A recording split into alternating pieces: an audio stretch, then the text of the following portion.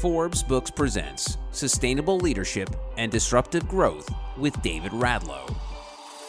Transformation for a new and better world. Here's David. My guest this week is Nikki Stone. In 1998, Nikki made history as the first American to win Olympic gold in inverted aerial skiing. Her achievement was even more remarkable considering just 2 years prior, a spinal injury had left her unable to walk. Since retiring from competition, Nikki has dedicated herself to coaching other athletes and businesses, working with charities, and motivating people with her incredible story of perseverance and determination in the face of tremendous adversity. Nikki, welcome to the podcast. So excited to be here. Thanks for having me.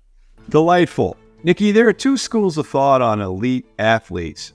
One is they have God-given superior talent that put them in different class that allows them to achieve stratospheric success and greatness. The other is the superior talent is not enough to win gold or be all pro. For example, it takes much more. My own experience has been a college football defensive lineman who was benched his junior year, except for a few plays on the goal line as I battled a nagging back injury. I spent the summer before senior year working on parking lot with the local Olympia gym with Fred Smerlis, who was a 5-time All-Pro, a nose tackle for the Buffalo Bills. Fred was kind enough to break my nose and give me a lot of blood, but also to reframe my attitude that I could perform better and transform it into success later that senior year.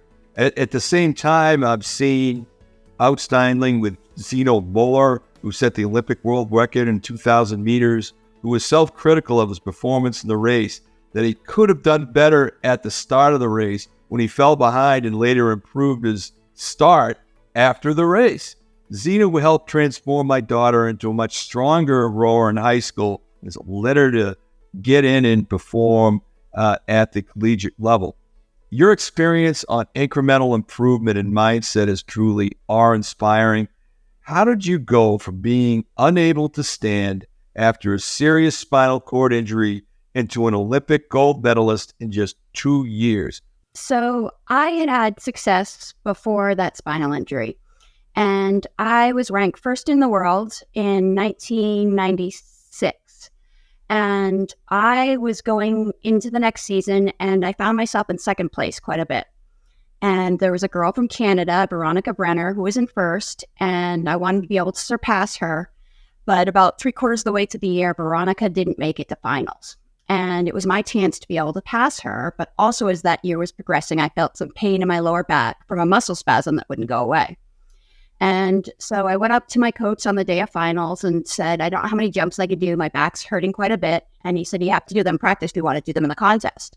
And so I figured I could get through 4 jumps, 2 practice jumps, 2 comp jumps. And when I went up to take my first jump, I went off the jump and it felt like I'd been stabbed in my lower back. I got around to my feet, skied the bottom of the hill and collapsed and found that I couldn't bend forward in order to stand up. And so our therapist came over to me and said, Nikki, what's wrong? And I said, it's a muscle spasm. I just need a little time to see if it calms down. Half an hour went by very quickly, and I knew I had to do my second jump in order to do it in the contest. And so he asked me what I wanted to do, and I told him I wanted to jump. And he literally had to pick me up onto my feet because I couldn't bend forward. And I went back to the top of the hill, and little did I know it would be the last jump I would take for a long time, because this time when I hit the jump, it felt like I had 10 knives stabbing my lower back. And it's the pain that normally drops someone to their knees, and I'm 50 feet in the air upside down. I managed to get around to my feet and collapsed right on impact, slid to the bottom of the hill, and couldn't move more than 2 inches in any direction. And I went home and saw doctors. 10 different doctors told me that the injury I had was going to be a lifelong injury. It wouldn't go away. And I had to face that I would never be doing aerial skiing again. And I did go through a hard period. You know, even though I'm an Olympian and people think we have extraordinary talents, it doesn't mean that we're not human. And I was depressed. I went through a hard time. I wondered if I'd ever come back. And it took a lot of soul searching. Took a picture of Joe Frazier, who was a boxer from the Olympics. And I realized that he'd won his boxing medal with a broken hand. And if he could come back from this, why couldn't I? And so I started looking for doctors again. There was no magic cure. It took a lot of hard work because I had to build up the muscles in my back to support those injured discs and push through the pain that entire time in order to build up those muscles so I could jump again. It's just amazing recovery, and I just want to delve right into this because, very frankly, that story, how you did it and how you recovered and how you were able to get to later success is probably something that we want to hear about because it delves right into mindset. It delves into exceedingly difficult circumstances. And would you be kind enough to take us through the process since that injury to recovery to great success? So there are a lot of people ask me, who's the doctor you saw?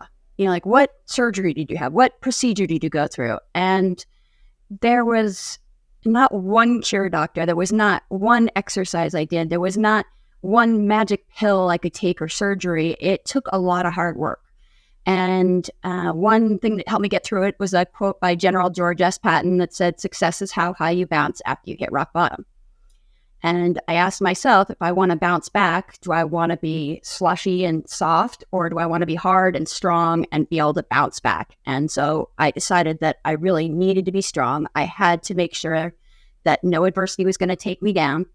And I slowly started building up the muscles in my back. And it's something that I think I was driven by the fact that I was 5 years old when I told my parents I was going to win the Olympics someday. I even went to the point where I'd build my own podium out of tables and chairs and stood on top and said I was going to win the Olympics someday. And so that was always that driving force. It's that passion or something that you really can't live without. And so it pushed me in order to try harder, in order to push further, and in order to believe more that this was something that I could go out there and accomplish. And I did start building up the muscles in my back, working through a lot of pain. But it slowly started to build up those muscles, and I was able to jump again 1 year before the Olympic Games. So you were able to jump, and you finally got to the point that you were able to jump and you were able to work out the bugs. Okay. Now take us from there. How did you accelerate performance to get to that stratospheric level? What was it like? Again, it wasn't as easy as just saying, okay, I want to go win the Olympics and come back and everything was flowers and butterflies. I came back to our World Championships 1 year before the Games, and I ended in 11th place. And 11th place is a long way out first. And I even had a sports journalist write about me that Nikki Stone would never stand on the podium again. And these words were hard to hear, but at the same time, it gave me the fire to be wanting to prove him wrong. And the reason I didn't do as well is there were a lot of women that were trying new tricks, and they were training these harder, more difficult tricks, and I hadn't been able to train them because I was injured. And so that very next summer, I had to go out there and learn the more difficult jumps and realize that I had to push myself beyond what people were doing at the time, because I knew it was going to go to another level, and I knew if I wanted to win, I couldn't be equal to them. I had to be ahead of them. And so it was doing triple backflips. And for someone who's actually afraid of heights, it was terrifying going 50 feet in the air. That's a 5-story building. And the way I was able to have this feat was to focus on the things that I could do well. I had a strong takeoff. I was really good at my landings. My trajectory, the form that I went through in the air was really good for being able to land these more difficult jumps. And so I would just try to focus on that and not think about the fear involved in it. And so I was able to come back and actually went into the Olympic Games ranked first in the world. And it's not always easy being first in the world because that puts a target on your back. But I went in with a lot of confidence, knowing that I was there to perform. I put in the hard work, and now all I had to do is lay down the jumps that I knew how to do. And you did execute. Were there any issues when you got to game time, so to speak, and you're up there and now it's, can you pull it off or can't you pull it off? What goes through your mind in that situation? My first Olympics, I didn't perform as well as I would have liked. I was ranked third in the world at that time, so I had a chance of bringing home a medal. But I tried to think about just winning. All I thought is like, oh, I could have a medal. I'm going to go out there and I'm going to be on the late night talk shows. I'm going to have parades for me when I got home. I'm going to be on the cover of a Wheaties box. And so I wasn't thinking about the elements that were going to help me get to that end goal. I had to think about my takeoff. I had to think about what I was doing in the air. I had to think of each step in order to achieve whatever the end goal was. And so the next Olympics I went into, I started focusing on those things, but the pressure did get the best of me in semifinals. We get a semifinals, you take 2 jumps, you add them together, and the top 12 women, the top 12 men go on to finals. And I was sitting in 12th place after my first jump because I touched my hand down because I was so afraid of hitting my back on the snow that I did a safety measure of catching myself. And so I was sitting right on the bubble of qualifying or not, and had to go back up to the top of the hill and block all that out and tell myself that I had to stick to what I know. I had to go for these harder jumps, and I had to know that I could accomplish this. I had to take that risk. I had to stick my neck out, and I had to make sure that I was giving it my all because I didn't want to walk away from this and say, well, I could have done a little bit more. I wanted to walk away saying I did everything I possibly could. And if it wasn't good enough on that day, it wasn't. But at least I laid it all out there. And then when I got to finals, the weather was horrific. We had wind gusts that were up to 50 miles an hour, which, as you could imagine, when you're 50 feet in the air, that's the last thing you want to be thinking about. And we had rain and snow and sleet, and the hill was a sheet of ice. And believe it or not, before the Olympics, I had prayed for bad weather. And the reason being is because I had trained before we got to the Olympics in really rough conditions, because I said, this is what we could get at the Olympic Games. I need to practice in the wind. I need to practice in the snow because that's what it could be. While some of the other women were saying to themselves, well, I don't want to get hurt, so I'm going to save it for the Olympics.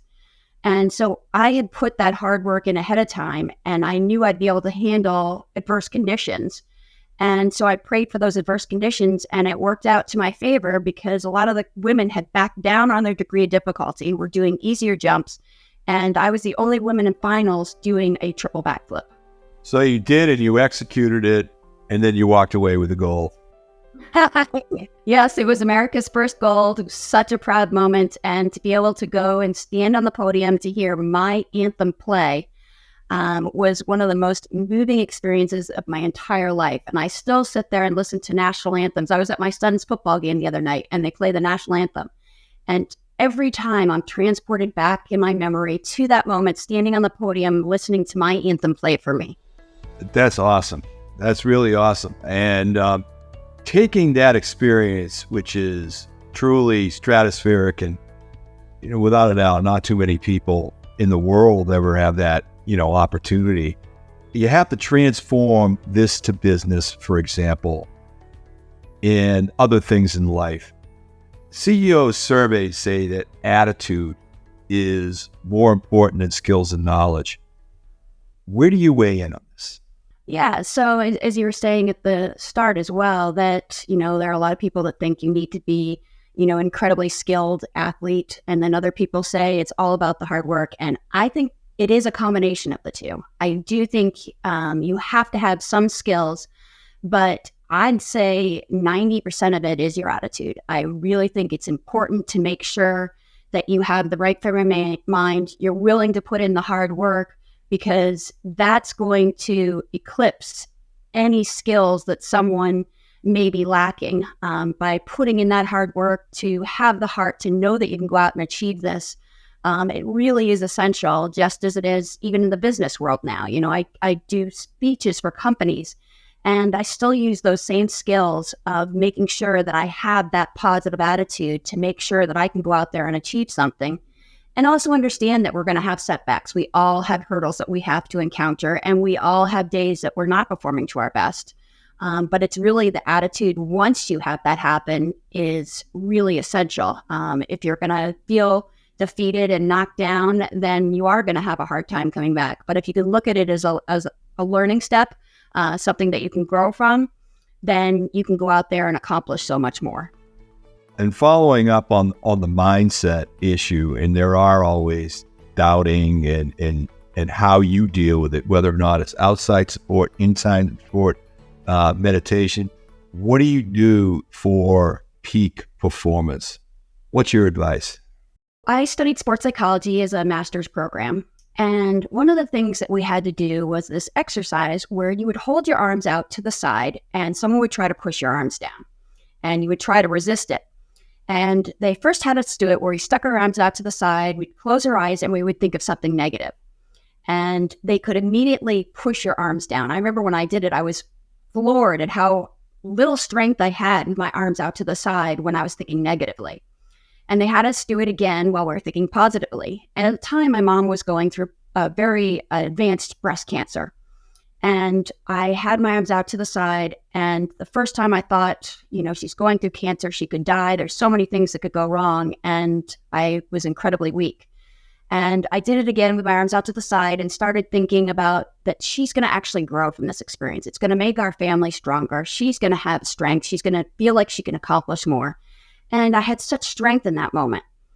And in sports psychology, we learned that there's something called thought stopping. So when you're in that downward spiral of thinking negatively, you have one word you call to mind or one image that you call to mind. So it was almost that image of thinking of my mom as a superhero. And it gave me that strength. And so if there's one word you can call to mind that makes you feel empowered, or if there's one image like thinking of your children, thinking about the job that you want to accomplish and using that when you're in those negative thoughts, it's something that can turn things around to make sure that you're pushing forward in a more positive way. That makes a lot of sense. For you, with the aerial skiing, who inspired you? I mean, you just wake up one day and say, I'm going to do aerial skiing? Is that how it works? No, I actually didn't start aerials till I was 18 years old, but I did grow up as a gymnast. And when I was 5 years old at that podium, I always thought it would be in gymnastics. But I was always inspired by my family. Both my parents, after I told them I was going to win the Olympics, they sat me down and told me about a philosophy for success, and they called it the turtle effect. And they said, in order to be successful, you have to be like a turtle. You have to be soft on the inside, you have to have a hard shell, and you have to be willing to stick your neck out. And throughout my career, I developed this in order to achieve that Olympic medal and that path towards achieving that Olympic medal. And it really helped me get inspiration for everything I was doing by trying to imagine taking that turtle and making him soar. My grandmother was always very accomplished. My grandfather was accomplished. My sister was really strong in academics. So I really try to feed off the people around me and gain inspiration because there's something we can gain from everyone in our lives. And even the people we may not like at times, there are some things they're doing well. And if you could look at what they're doing well and why they're doing it well, you can feed off of that for your own life to make sure that you're excelling as well. What were some of the big challenges that you had, early, and how'd you push through them? Was it all the turtle that got you through and the inspiration? The turtle did help a lot. It was, as I said, bouncing that Super Bowl when my back was bad is imagining that hard outer shell. To imagine that I'm strong and I can bounce back. And it was always that feeling of, this is possible. And my parents let me believe that. They never laughed at me when I was 5 years old and said, I'm going to win the Olympics someday. They never said, no, you can't do that. There's so few people that do that. They didn't tell me there's a better chance of winning the lottery than going out there and achieving a medal. They just let me know that if I worked hard, that I could achieve this. And so I had to make sure that I was thinking along those lines. And no matter the hurdle, there was always a way to accomplish it. They helped me see that there's always a way around. It may not be the direct path that we're hoping for. It may take us longer than we ever think it will. It may not be in the direction we believe, like, at the time I thought it was gymnastics and it turned out to be aerial skiing. But there's always a way that we work towards those goals, and we just have to keep at it because those that accomplish the most are the ones that keep getting back up every time they're knocked down. You have the experience of having sustained success, 35 World Cup medals, 11 titles, etc. That's sustained success. That's not just, one thing. What are your proudest moments in being able to sustain that success and keep it going? How do you do that? To be honest, the years that I won the World Cup Tour, and there was one year that I won the overall tour for all of freestyle, which includes moguls, aerials, and a sport called après skiing.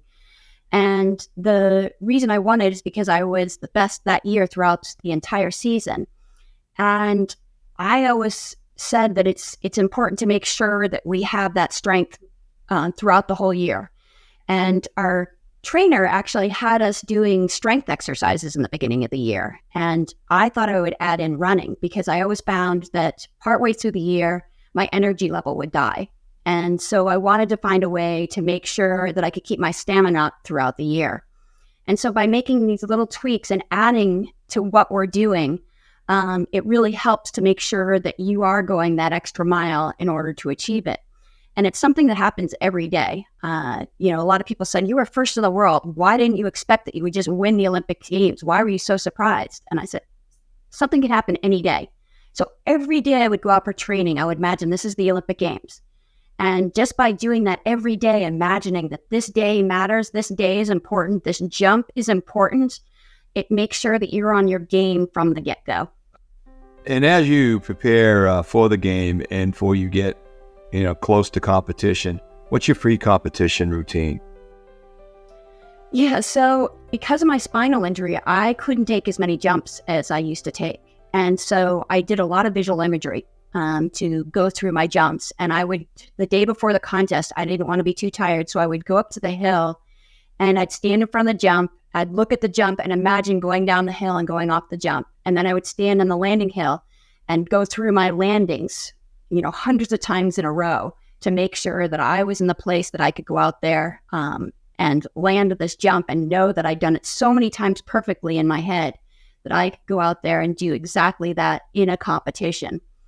And so a lot of my training right at the Olympic Games was visual. It was something that I'd put the hard work in months before. With an Olympic athlete, it's a full-time job.